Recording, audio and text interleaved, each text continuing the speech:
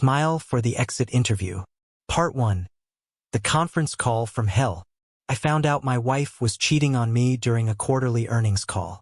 That's how my year started. Not with a car crash. Not a dead relative. Not even food poisoning. No, it was me, on mute, half listening to my boss ramble about Q1 momentum. When I looked down at her phone buzzing on the kitchen counter, a message popped up from someone saved in her contacts as Dr. Bubbles. I wouldn't have looked twice if it weren't for the heart emoji, and the peach, and the last night still in my head. I tapped the message, because of course I did. It opened a full thread, explicit photos, late-night confessions, and then the name, Martin, my boss, CEO of the company I'd given 10 years of my life to. The same one currently thanking the sales team for exceeding expectations, while his texts were blowing up my wife's screen with photos of his expectations. And in that moment, 3 things happened.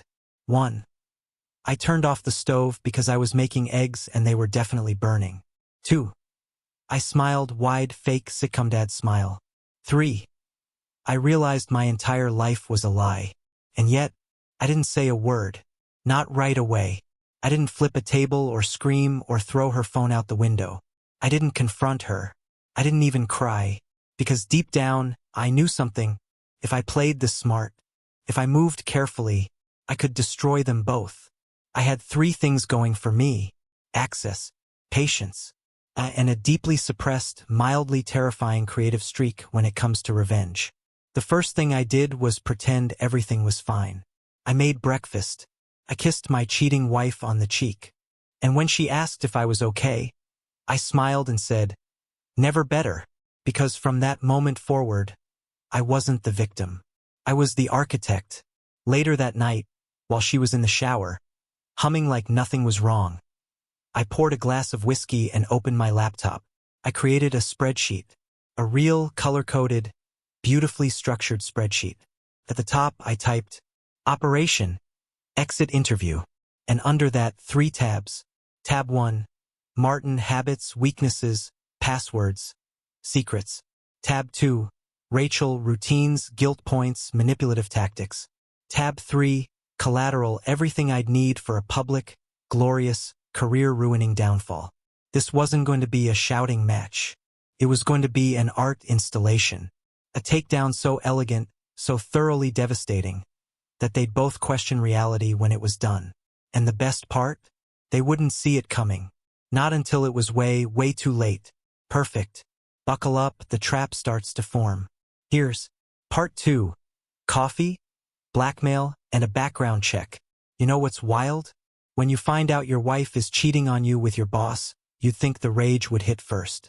Or the heartbreak. Nope. For me, it was curiosity. I wanted to know how long. I wanted to know why. And most of all, I wanted to know what they thought they were getting away with. So I started digging. And here's the thing, when you live with someone, really live with them, you already have 90% of the passwords. Netflix, Amazon, the cloud backup of their iMessages. People are lazy. Even adulterers. Rachel used the same password for everything. It was our anniversary. Cute, right? I found emails, voice memos, a shared note with Martin that included an itinerary titled, Miami, Strategic Planning, Wink emoji.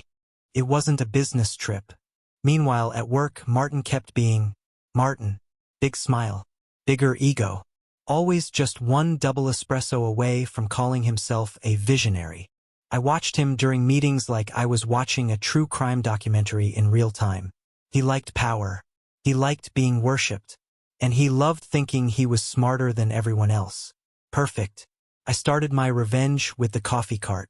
See, Martin had a thing for one specific barista. A college kid named Lexi. She was the only one who remembered he liked his latte with oat milk and a little more froth than usual. I bought her a $100 Starbucks gift card and asked a favor. I'm writing a piece about power dynamics in the workplace, I told her. Ever notice anything weird about Martin? She laughed. He hits on everyone, she said. One time he left a napkin with his number on it. I told him I was 19. Gross, but useful. Next step, HR. Now, I wasn't ready to burn it all down just yet. That would come later, but I started planting seeds. An anonymous tip here, a vague complaint there, enough to put Martin's name on someone's radar. Then I did something petty, something beautiful. I hacked the shared drive where Martin stored his speech drafts and replaced a few words in his next company-wide presentation. It wasn't anything massive, just a few edits. Team became teeth. Profit became profit. Innovation became invasions. He got halfway through before realizing he sounded like a Bond villain. Panic. Confusion. He blamed IT. IT blamed his assistant. His assistant cried. I just sat in the back, sipping coffee and clapping politely. It was a test. I needed to see how he handled pressure. Answer? Badly. Martin unraveled under small sabotage. Imagine what real damage would do. Meanwhile, Rachel kept smiling at me like nothing was wrong. I matched her smile, kissed her forehead, told her I loved her. I didn't, but I did love how close we were getting to the end. You're in for it now. This is where the plan gets darker, funnier, and far more dangerous. Here's Part 3. Dinner, duct tape, and digital footprints. Friday night, Rachel made pasta. That used to be our thing. Garlic, red wine, old jazz playing in the background. It felt like home. Nostalgic. Warm. Now it felt like eating dinner with a serial killer. She poured me a glass of Chianti and talked about her book club like she wasn't sleeping with a man who said, synergy, unironically. I smiled. I nodded. I told her I loved the pesto. Inside, I was building a digital guillotine. See, revenge isn't just rage. It's precision, structure, patience. It's opening an old backup drive and finding 2 years' worth of synced location data from her phone. It's analyzing timestamps, identifying patterns. Spoiler. She'd been lying to me since at least last March. Hot yoga equals hotel in Midtown. Work drinks equals Martin's condo. Girls' weekend equals weekend with 1 guy and 0 girls. So I started crafting my masterpiece. Step 1. Collect everything. Photos, texts, voice memos, calendar entries. I created a folder called Artillery. Every time she kissed me goodnight, I added another piece. Step 2. Exploit Martin's ego. I created a fake LinkedIn profile.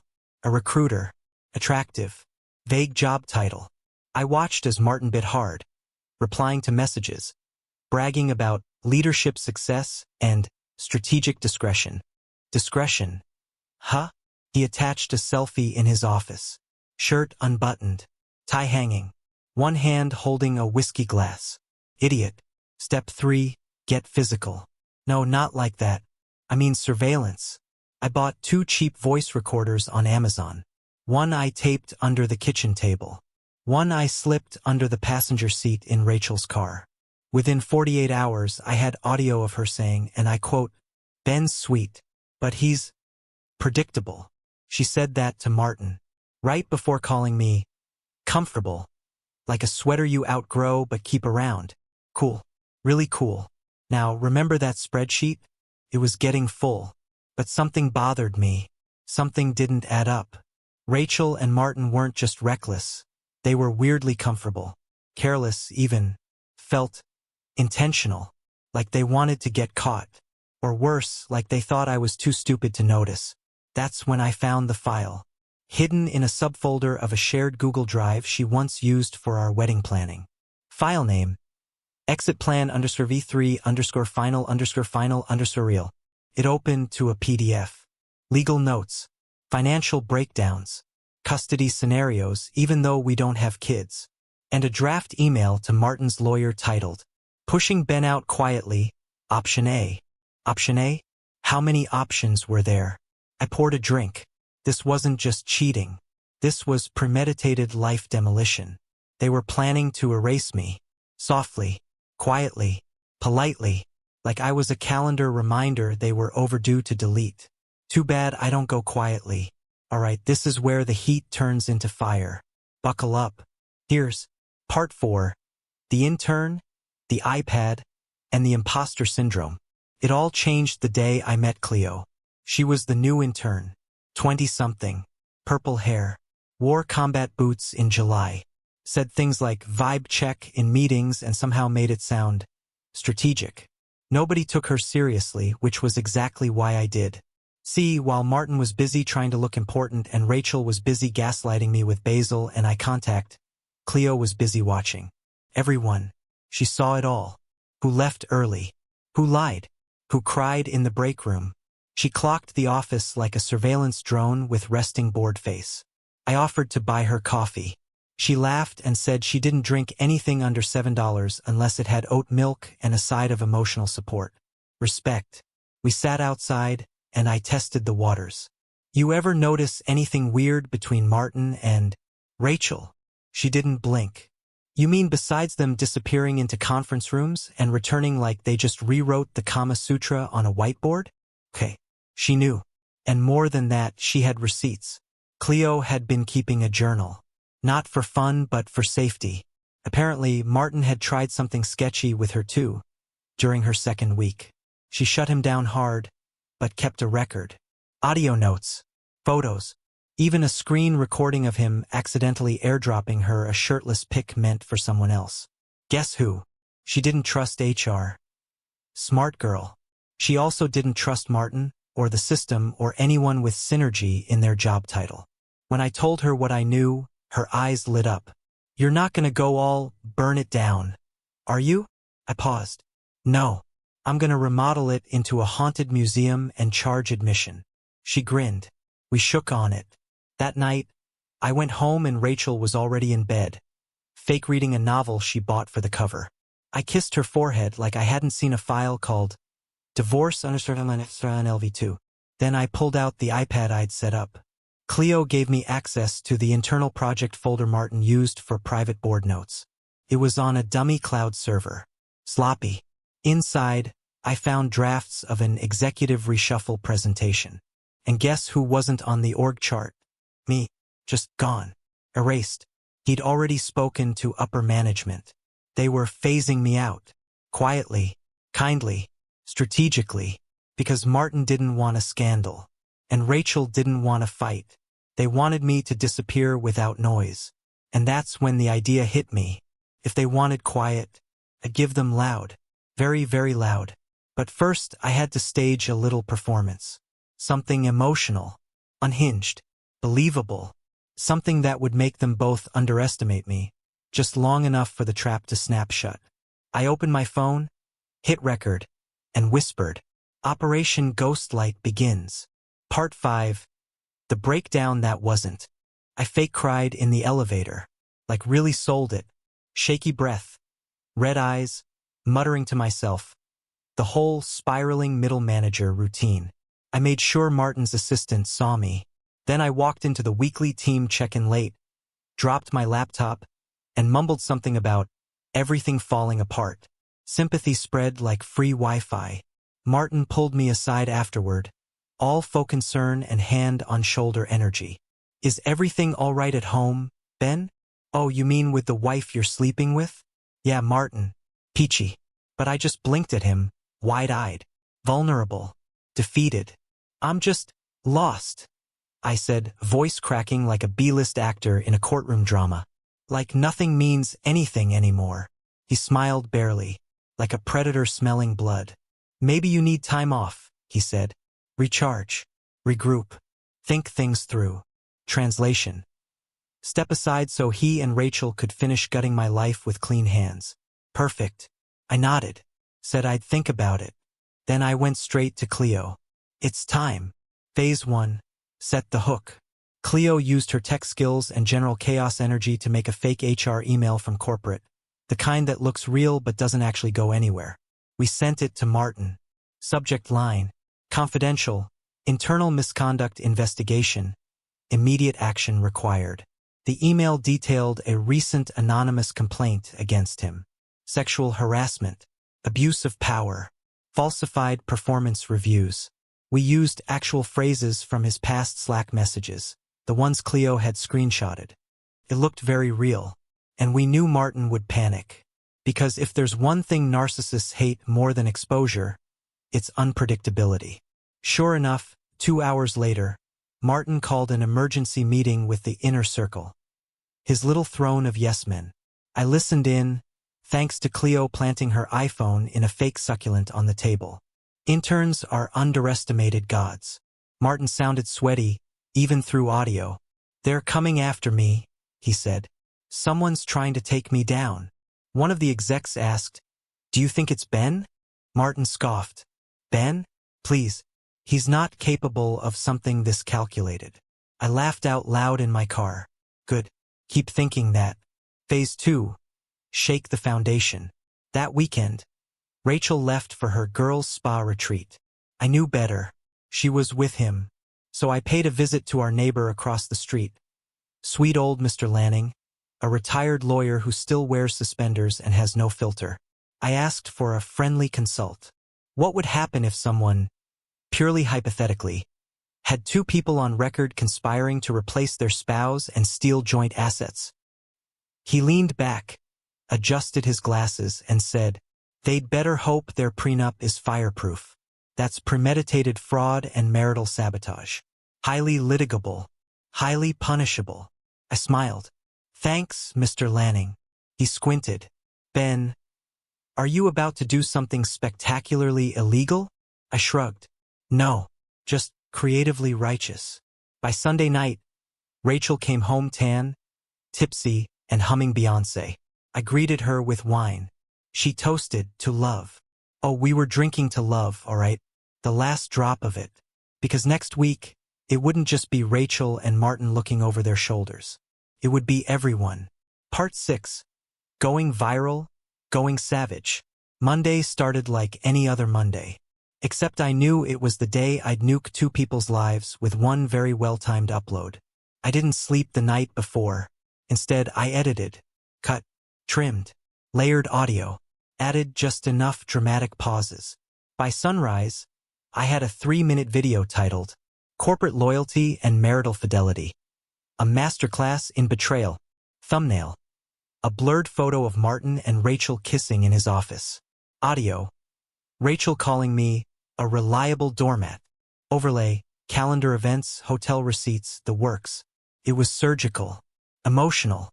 Darkly funny in a, "Oh my God, did she really say that?" way. Then I hit schedule post. 9 a.m. sharp. Internal company forum. Category: Leadership Transparency. Cleo prepped a backup upload to Reddit. Just in case. I walked into work like a man carrying a secret nuclear football. Martin greeted me with fake warmth and pre-groomed eyebrows. Rachel texted me a heart emoji from across the office like she wasn't seconds away from professional and personal combustion. 9 o'clock hit, and everything exploded. First came the Slack pings.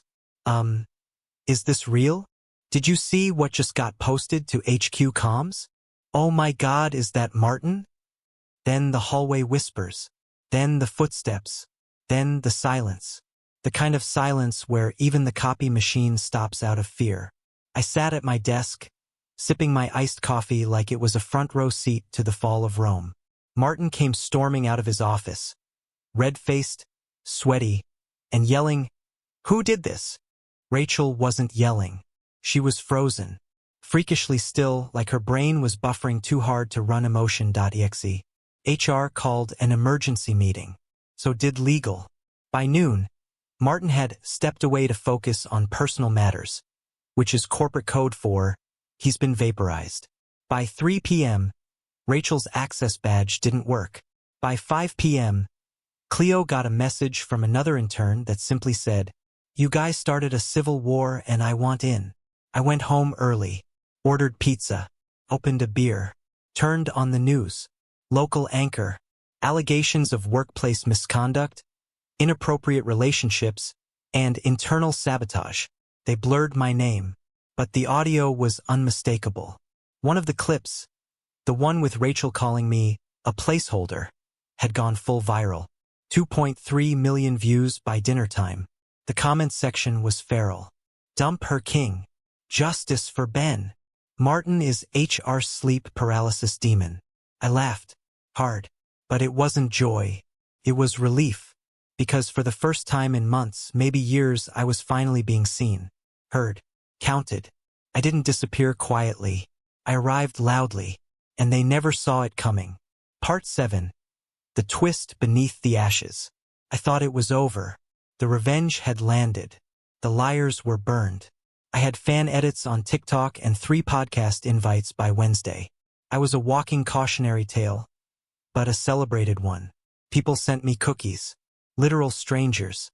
One woman offered to name her cat after me, and for a minute I let myself feel safe again. That was my mistake. Because Thursday morning, a new email landed in my inbox. Subject line: regarding the upload, we need to talk. Urgent. It wasn't from Martin. It wasn't from Rachel. It was from corporate legal. I opened it, expecting a formality. Maybe a pat on the back, maybe a slap on the wrist.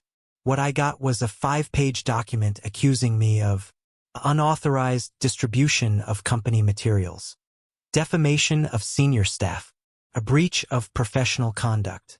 At the bottom, subject to immediate disciplinary review and possible termination. I blinked, reread it, laughed, then realized it wasn't a joke. They were coming for me. I called Cleo. She was calm. Too calm. Yeah, I kind of expected that, she said. You what? Ben. You humiliated a C-suite exec in a viral takedown with internal emails and audio clips. You really thought they'd thank you with a fruit basket. Cleo, they're saying I violated policy. Not him. Not them. Me. She sighed. Because you made it impossible to cover up. And just like that, I saw it. This was never about justice. This was about control. About optics. The company didn't care who was wrong. Just who was loudest. I was a liability now. A walking PR risk. And Rachel? She'd vanished. Deleted all social media. No texts. No calls. Nothing. But something was off. Something still didn't make sense. I started digging again. And then, I found it. A deleted folder in our shared drive. Buried deep. Inside, a scanned contract. With both their signatures. A severance agreement. 6 months old.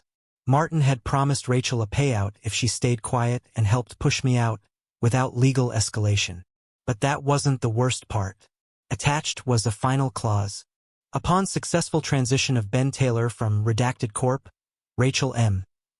Taylor is to receive full recommendation for Director of Strategy. She wasn't just cheating. She was climbing. Rachel was never just in it for Martin. She was in it for the title, the money, the exit plan. And the worst part? She almost got away with it. I closed my laptop. For the first time, I didn't feel angry. I felt cold. So cold. Because the woman I married didn't just lie to me. She used me as a steps tool, smiled while she did it, and nearly erased me like I was a typo in her resume. It wasn't about love. It was about leverage. Part 8. Checkmate. I stared at the screen, heart pounding. The contract. The clause. The cold precision of it all. Rachel hadn't just betrayed me. She'd planned it like a business deal. A hostile takeover of my life. And Martin? He was just a means to an end.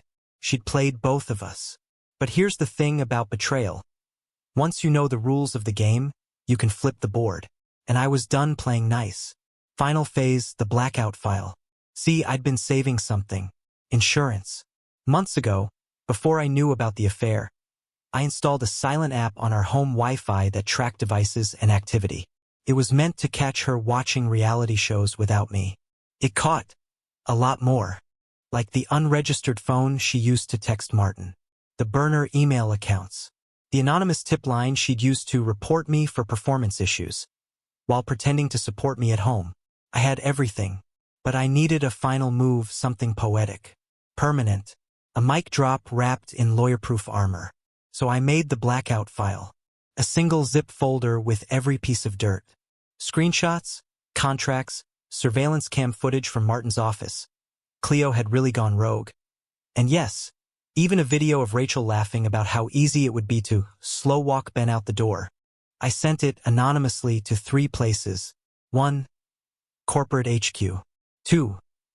A reporter who specialized in corporate corruption stories. 3. Rachel's new job offer contact, CCING their board. The fallout came fast. By Friday, Rachel's job offer was rescinded, pending review of undisclosed conflicts. Martin was officially terminated without severance. I was invited to a private legal call. Not for punishment, but for settlement. Turns out, when you try to assassinate a guy's life and he saves the receipts, HR suddenly finds room to negotiate.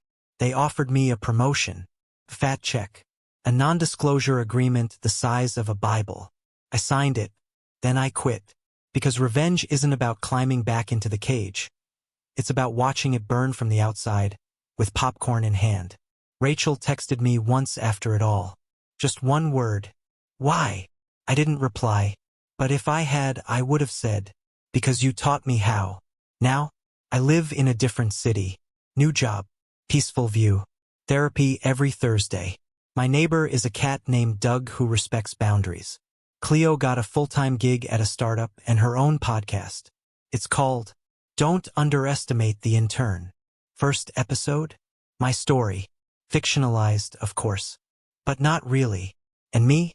I'm good. Better than good. Because I got the last word without raising my voice. I was the quiet guy, the loyal husband, the forgotten employee, until I wasn't.